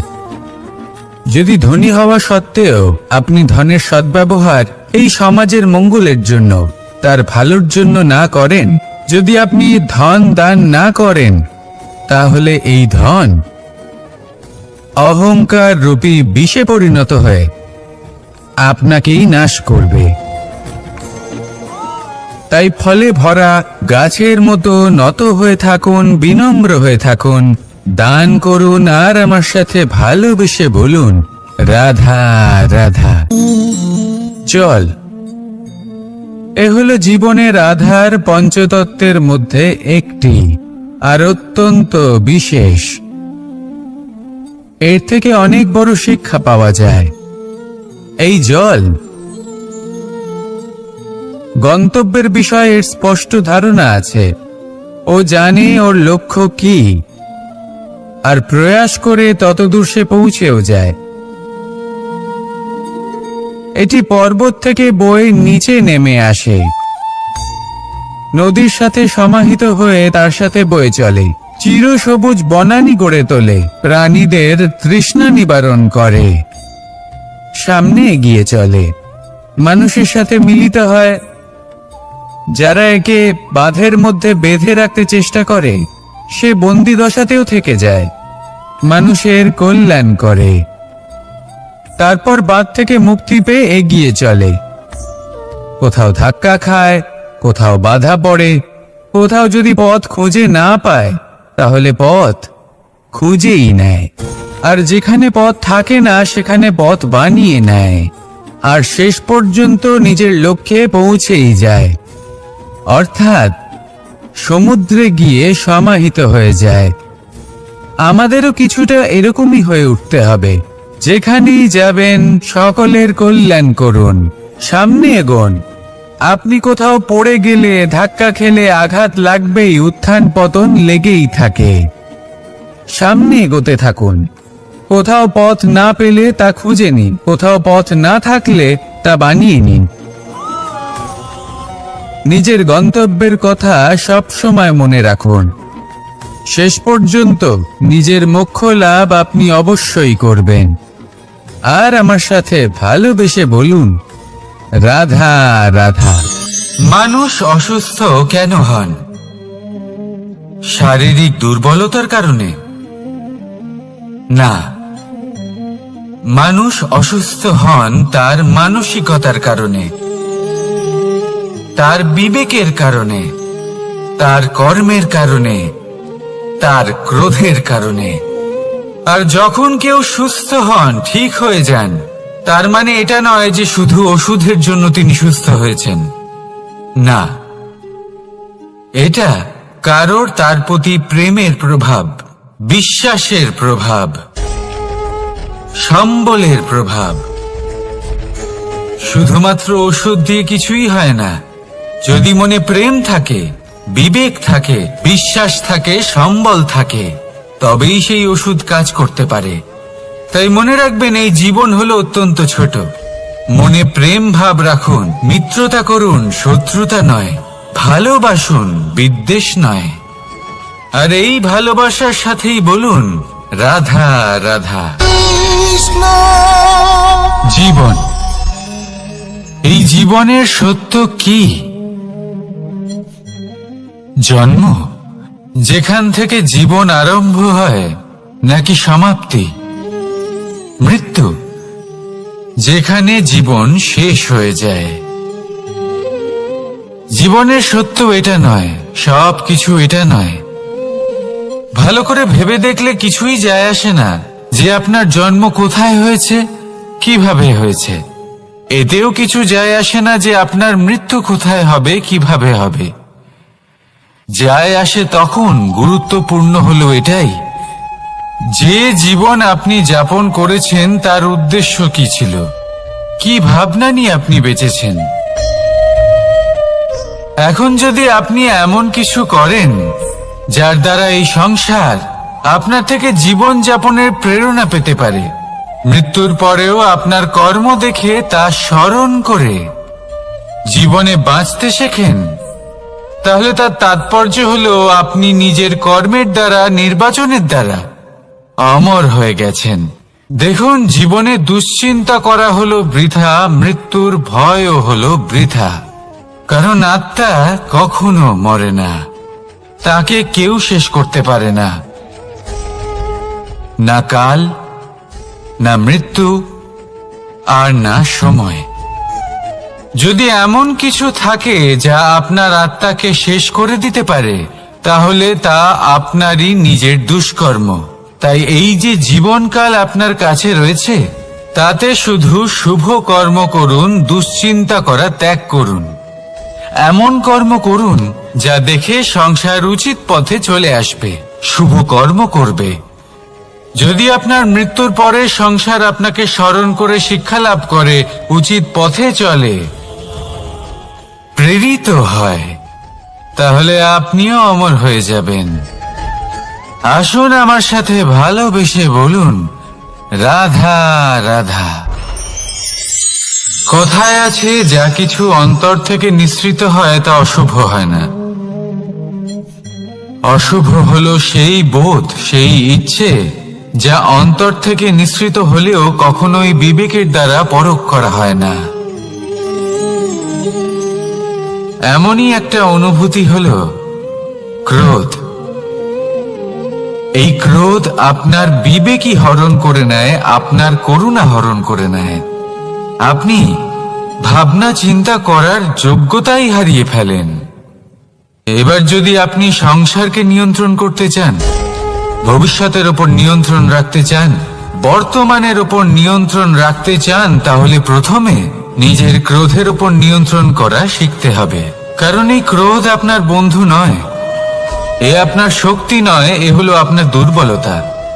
আর এটা শত্রুর শক্তি বাড়িয়ে তোলে, আর শেষ পর্যন্ত ক্ষতি আপনারই হয়। তাই এই ক্রোধকে নিজের নিয়ন্ত্রণে রাখুন। অশুভ মন্তব্য আপনা থেকেই অসফল হয়ে যাবে। আসুন আমার সাথে ভালোবেসে বলুন, রাধা রাধা।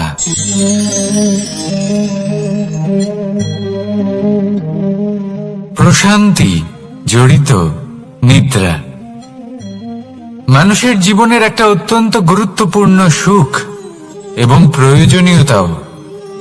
দেখতে গেলে এই সংসারের প্রত্যেক পশু পাখি, প্রত্যেক জীব অবশ্যই নিদ্রা প্রাপ্ত করেন, কিন্তু মানুষ, যার মধ্যে বিচার বিবেচনা করার শক্তি অন্যদের থেকে অনেক বেশি, তার কিন্তু ঘুমের কিছু সমস্যা অবশ্যই হয়। কি বলেন? তাই তো। এবার এর কারণ কি? চিন্তা। এবার চিন্তা আমাদের সবার জীবনে আছে। আমরা সকলে জানি যে চিন্তা কখনো আমাদের সাহায্য করে না, তাও আমাদের জীবনে আছে। কেন? চিন্তার মাধ্যমে কি কখনো কোনো সমস্যার সমাধান হয়েছে? অর্থের চিন্তা করলে কি অর্থ লাভ হয়? ভবিষ্যতের চিন্তা করলে কি ভবিষ্যৎ ঠিক হয়ে যায়? স্বাস্থ্যের চিন্তা করলে কি স্বাস্থ্য নিজে থেকেই ঠিক হয়? হয় না। তাহলে এই সব কিছু থেকে আমাদের একটা ছোট্ট শিক্ষা অবশ্যই লাভ করা উচিত। আপনিও আপনার কাঁধ থেকে চিন্তার এই বোঝা নামিয়ে ফেলুন। আর ইচ্ছে, এই সব ইচ্ছে একত্রিত হয়ে আমাদের মনে চিন্তা উৎপন্ন করে। তাই এই চিন্তাগুলিকে ত্যাগ করুন। প্রকৃতির প্রেমের উপর বিশ্বাস রাখুন। মনে রাখবেন, যিনি চিন্তা মুক্ত হবেন তিনি চিতা মুক্ত হবেন। সুখের নিদ্রা প্রাপ্ত করুন, আর নিদ্রায় যাবার আগে আমার সাথে ভালোবেসে বলুন, রাধা রাধা। মহাদেব, সেই দেবতা যিনি মহান, যাকে দেবতাদের দেবতা বলা হয়, যিনি হলেন আমার আরাধ্য। কখনো আপনার মনে এই প্রশ্ন এসেছে যে শিবকেই কেন মহাদেব বলা হয়, অন্য কোনো দেবতাকে কেন বলা হয় না? সেই কারণ মহাদেবের মধ্যে, ওনার মধ্যে এমন এক বিশেষ গুণ রয়েছে যা অন্য কারণ নেই। তা হলো নিঃস্বার্থ হয়ে মানুষের সেবা করা। যদি প্রয়োজন পড়ে, যদি সৃষ্টির পথে বিনাশের কালো মেঘ ছেয়ে থাকে, তখন নিজের প্রাণের চিন্তা না করে হলাহল পান করার জন্য প্রস্তুত থাকেন মহাদেব। আর এই অদ্বিতীয় ত্যাগের জন্যই শিবকে মহাদেব বলে ডাকা হয়।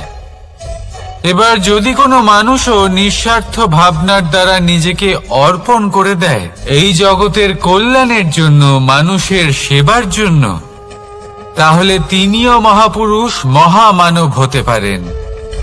যদি কেউ অভুক্ত থাকেন, তাহলে নিজের থালা থেকে অর্ধেক খাবার তাকে দিয়ে দিন।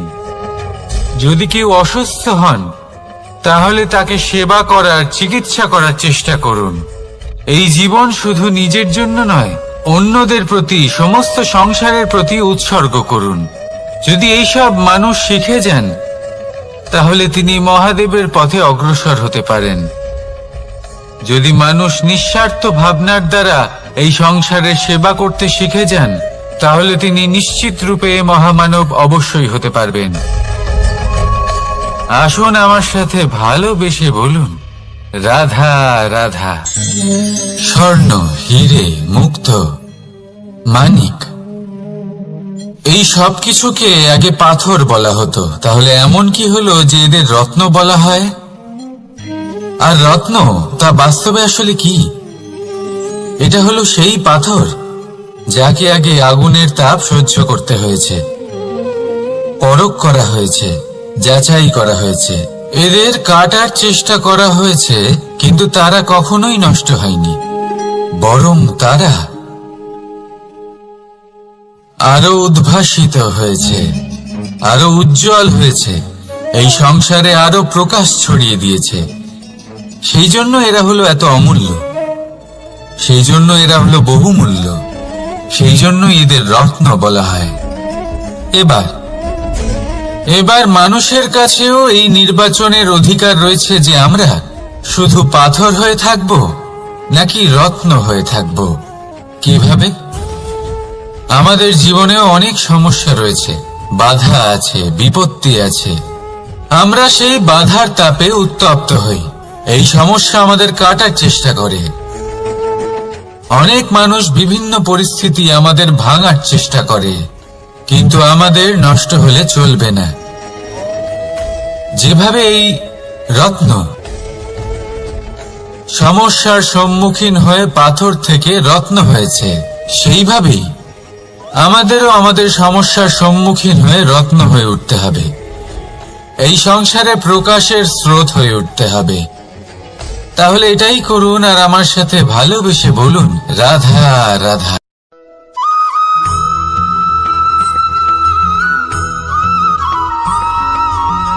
আমরা যখনই কোনো যাত্রায় যাব বলে মনে করি, তখনই আমরা প্রস্তুত থাকি আসন্ন বিপদের জন্য বা সংকটের জন্য।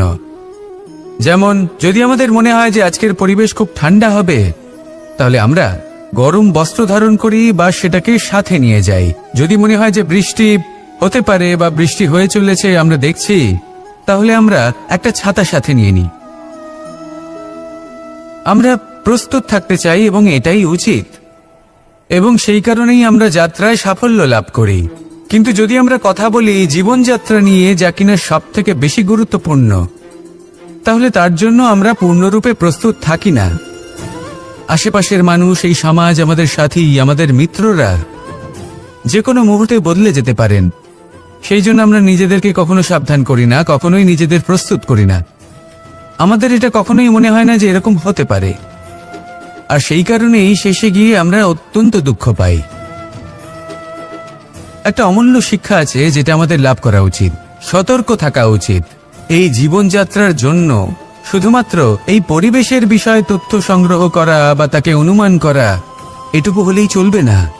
আমাদের আশেপাশের মানুষজনকে দেখতে হবে, তাদের স্বভাব পরিস্থিতির ওপর নজর রাখতে হবে। যখন তারা রং পাল্টাচ্ছেন, নজর রাখতে হবে, তা অত্যন্ত আবশ্যক। পরিবর্তন আপনার জীবনে অবশ্যম্ভাবী, সঠিকভাবে তার সম্মুখীন হন। আসুন আমার সাথে ভালোবেসে বলুন, রাধা রাধা।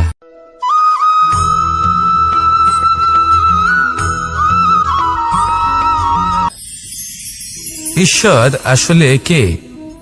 সংসারের বেশিরভাগ মানুষের কাছে ঈশ্বর হলেন এই সংসারের রচয়িতা, পালনকর্তা। কারোর কাছে উনি জ্ঞাতা, কারোর কাছে উনি হলেন আস্থার প্রতীক, আবার কারোর জন্য শুধুমাত্র অন্ধ বিশ্বাস। কিন্তু এই ঈশ্বর কি কোনো শরীর, নাকি একটা বোধ, নাকি শুধুই শ্রদ্ধা? ঈশ্বর হলেন তিনি যিনি হলেন আপনার ইষ্ট। সেই জন্যই তো গুরু, মাতা, পিতা এনাদেরও ঈশ্বরই বলা হয়েছে। যাদেরকে আমরা ঈশ্বর বলে মনে করি, যারা আমাদের ইষ্ট, তারা আমাদের একটি পথ দেখান, একটি দিকে চালিত করেন। সেই পথে চলে আপনি শুভ কর্ম করতে পারেন। আর যখন কোনো ব্যক্তি তার ঈশ্বরের আদেশ পালন করেন, তখন সে নিজে থেকেই শুভ পথে অগ্রসর হয়ে যান। বেশ কয়েকজন মানুষ ঈশ্বরের ওপর আস্থা রাখেন এবং ভাবেন যে অনুচিত কোনো কাজ করা উচিত নয়, ঈশ্বর দেখছেন। ওনারা ভয় পান যে কোনো অনুচিত কর্ম করলে কে জানে তার পরিণাম কি হবে। এমন অনেক ব্যক্তি রয়েছেন যারা ঈশ্বরকে বিশ্বাস করেন এবং জানেন যে ঈশ্বর তাদেরকে দেখছেন, তাই যে যে শুভকর্ম ওনারা করেছেন তার ফল তারা অবশ্যই পাবেন।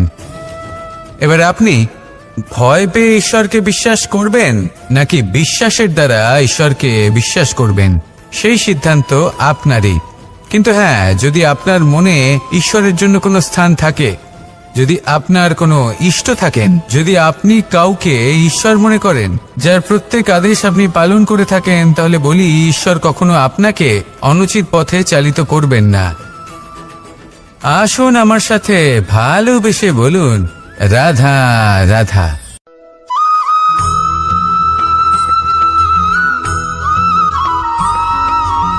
আমি রথে যাত্রা করি, তাতে বারবার পথে থামি আর দেখি যে আমি অনুচিত দিকে যাচ্ছি না তো, আমি উচিত পথেই যাচ্ছি তো। কারণটা কি? কারণ হলো যাতে আমি পথভ্রষ্ট না হয়ে যাই। জীবনযাত্রাতেও এটাই প্রয়োজন। জীবনযাত্রায় ভোগবিলাসের পথে হারিয়ে যাওয়া খুব সহজ। বারবার থেমে আপনাকে দেখতে হবে, নিজেকে কিছু প্রশ্ন করতে হবে। আমি কি আজ সেই কর্মই করছি যেটা আমি করতে চেয়েছিলাম? আমি কি আজ সেই জীবন যাপন করছি যেমন আমি যাপন করতে চেয়েছিলাম? যদি এই প্রশ্নগুলোর উত্তর হ্যাঁ হয়, তাহলে এগোতে থাকুন, নয়তো থেমে যান এবং বিচরণ করুন। মনে রাখবেন, এই সংসার অত্যন্ত জটিল আর এতে হারিয়ে যাওয়া অত্যন্ত সরল। সেই জন্য নিজে থেকে বারবার থামা এবং জীবন চিন্তন করা অত্যন্ত আবশ্যক। তাহলে সেটাই করুন আর আমার সাথে ভালোবেসে বলুন, রাধা রাধা।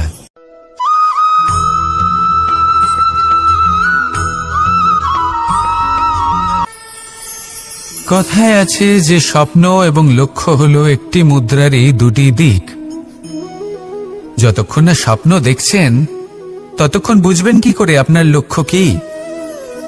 স্বপ্ন দেখে যদি নিজের লক্ষ্য বুঝতে পারেন, সেটা পেতে চান, তবেই সেটা লাভ করতে পারবেন। কিন্তু স্বপ্ন এবং লক্ষ্য এই দুইয়ের মধ্যে একটা ভারসাম্য রয়েছে যেটা বজায় রাখা প্রয়োজনীয়। একে আমরা বলে থাকি পরিশ্রম। দেখুন, যদি আপনি স্বপ্ন দেখতে চান তাহলে পরিশ্রম ত্যাগ করে নিদ্রা লাভ প্রয়োজন। কিন্তু যদি আপনি লক্ষ্য লাভ করতে চান তাহলে আপনাকে নিদ্রা ত্যাগ করে পরিশ্রম করতে হবে। তাই আলস্য ত্যাগ করুন এবং সিদ্ধান্ত নিন যে আপনি কি চান। আপনার জীবনের এই তুলাদণ্ডে স্বপ্নের পাল্লা ভারী হওয়া প্রয়োজন নাকি লক্ষ্যের? আমার মতে এই দুইয়ের মধ্যে যদি ভারসাম্য বজায় রাখেন তবে পথ নিজে থেকেই সামনে আসবে। শুধু সেই পথে অগ্রসর হতে থাকুন এবং আমার সাথে ভালোবেসে বলুন, রাধা রাধা।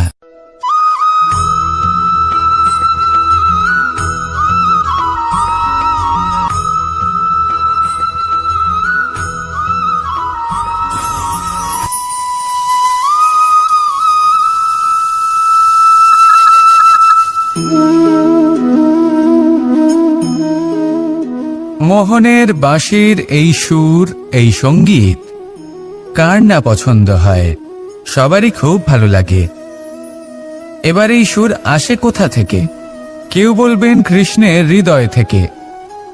সত্য কথা, এই সুর হৃদয় থেকে নির্গত হয় এবং প্রকট হয় এই বাঁশি থেকে।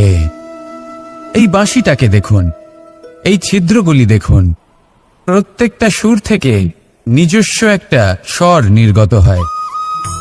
এবার যে ব্যক্তি এই সমস্ত সুর এবং স্বর বুঝতে পারেন, এতে নিপুণ, তিনি এই বাঁশির দ্বারা যে সুর নির্গত করবেন তা তো মধুর অবশ্যই হবে। এবার জীবনের সাথেও কিছুটা এরকমই ঘটে। জীবনের কিছু নীতি থাকে, অর্থ, কুটুম্ব এবং আধ্যাত্মিক।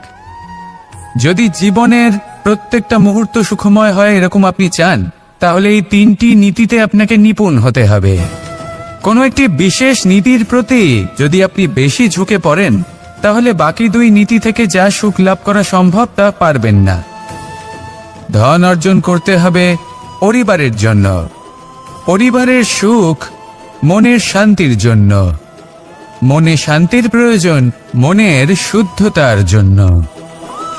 যখন এই মন শুদ্ধ হবে, জীবন শুদ্ধ হবে, পবিত্র হবে, সুন্দর হবে এবং ভালোবেসে বলবে রাধা রাধা।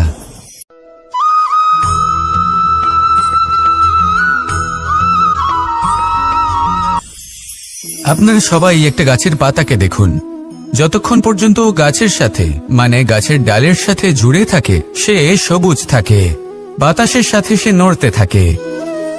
যতক্ষণ পর্যন্ত ও সূর্য থেকে পাওয়া রশ্মির শক্তি গাছে পৌঁছে দেয় ততক্ষণ ও ডালের সাথে যুক্ত থাকে। কিন্তু যখন সেই পাতা শুকিয়ে যায় তখন তার কোনো গুরুত্ব থাকে না। সেই পাতা গাছের ডালে এবং বৃক্ষের কাছে বোঝা হয়ে থেকে যায়।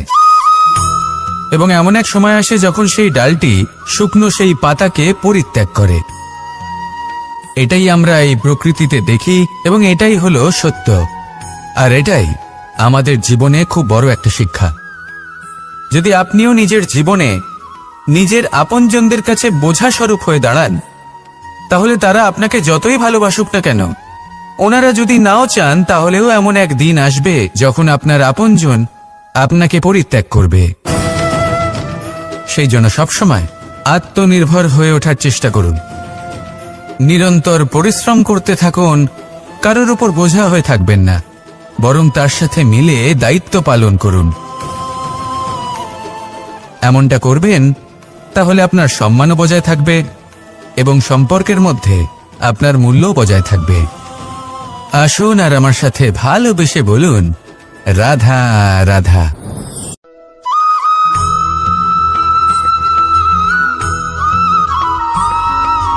এই শুকনো পাতাটিকে দেখুন, নিষ্প্রাণ হয়ে পড়েছে। কোনো একটা সময় এই পাতাটি একটা গাছের ডালে ছিল। সেই গাছ ওর লালন পালন করত। যখন যখন বাতাস বইত এই পাতায় কম্পন দেখা দিত, মনকে প্রফুল্ল করে তুলত। কোনো একদিন এই পাতা গাছের ডাল থেকে ঝরে পড়ে গেল।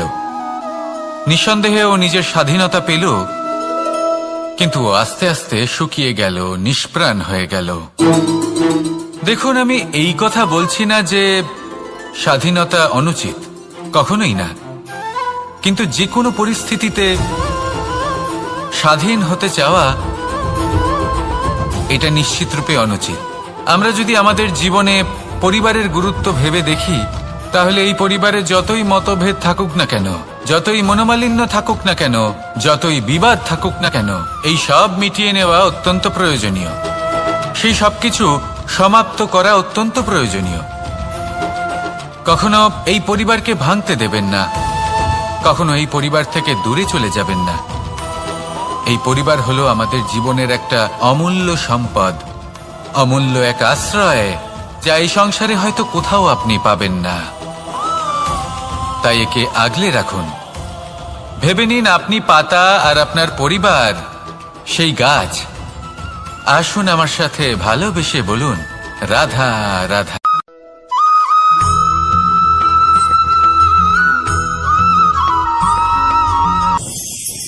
প্রেম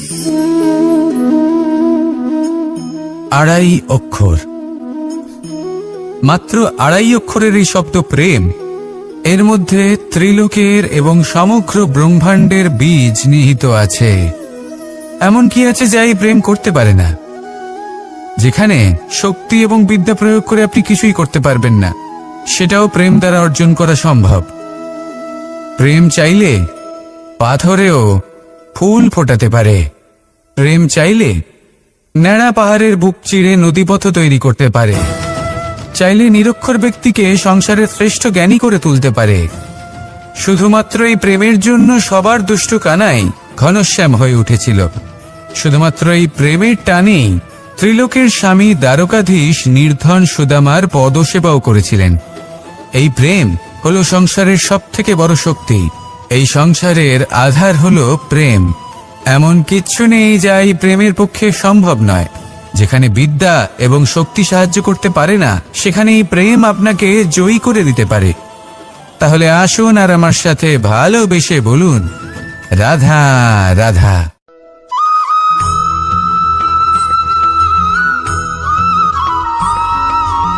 দীপাবলি আমাদের সবথেকে বড় উৎসব। শ্রীরাম রাবণকে পরাস্ত করে 14 বছরের বনবাস কাটিয়ে আবার অযোধ্যায় ফিরে এলেন অমাবস্যার রাত্রে।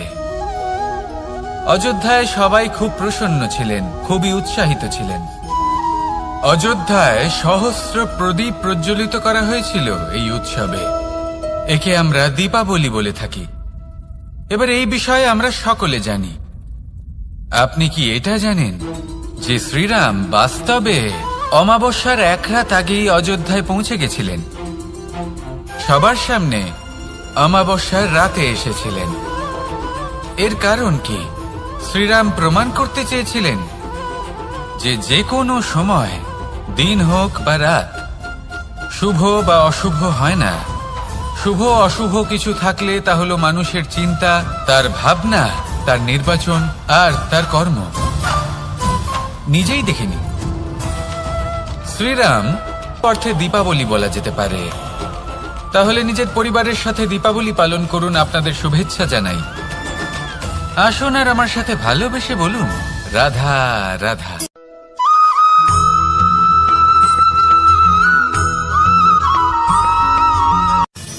মানুষের এই জীবন, মানুষ জন্ম নেয়, একটা নির্দিষ্ট সময়ের পরে এই সংসার ত্যাগ করে চলেও যায়। এবার শুধু এটাই আবশ্যক নয় যে এই জীবনকালকে আপনি যাপন করবেন, শুধু এটাই গুরুত্বপূর্ণ নয়। আবশ্যক এবং গুরুত্বপূর্ণ হলো এটা যে এই জীবনকালে আপনি এমন কিছু করেন যাতে এই সংসারের মঙ্গল হয়, যাতে এই সংসার আপনাকে মনে রাখে, আপনার থেকে প্রেরিত হয়, আপনার মতো হতে চায়, প্রত্যেক বছর আপনার জন্মতিথির অপেক্ষা করে, এমনভাবে আপনার জন্মদিন পালন করে যাতে সেটা মহোৎসবের আকার ধারণ করে। এবার এই জন্মদিন এমনি এমনি মহোৎসবে পরিণত হয় না। তখন হয় না যখন কোনো ব্যক্তি রাজার রূপে বা কোনো গোয়ালার রূপে জন্মগ্রহণ করে। তখন পরিণত হয় যখন একজন মানুষ জন্মগ্রহণের পরে এই সংসারকে কোনো শিক্ষা দিয়ে যান। কিভাবে একজন মানুষ গোয়ালা থেকে রাজা হতে পারে, কিভাবে একজন মানুষ অসত্য থেকে সত্যের পথে চলতে শুরু করেন, অধর্ম থেকে ধর্মের পথে চালিত হতে পারেন, কিভাবে অন্ধকার থেকে প্রকাশের দিকে যেতে পারেন, কিভাবে নিজের আত্মাকে পরমাত্মার সাথে মিলিত করতে পারেন। তা সে রামনবমী হোক বা জন্মাষ্টমী হোক, তাদের জীবনের সাথে জড়িত প্রত্যেক মুহূর্ত একটা পরবের আকার ধারণ করে। তাহলে আপনিও এইভাবে নিজের জীবন যাপন করতে থাকুন। এই সংসারে শুধু ভালোবাসা বিতরণ করুন, কিছুটা এমন ভাবে বিতরণ করুন যাতে আপনি এই সংসার থেকে চলে যাওয়ার পরেও এই সংসারে আপনি শুধুই ভালোবাসা বিতরণ করতে পারেন। যদি আপনি এরকম করেন, সংসারকে প্রেরণা দেন, তাহলে আপনার জীবনও রাধা কৃষ্ণের প্রেমের মতোই অলৌকিক এবং দৈব হয়ে উঠবে। আসুন আর আমার সাথে ভালোবেসে বলুন, রাধা রাধা।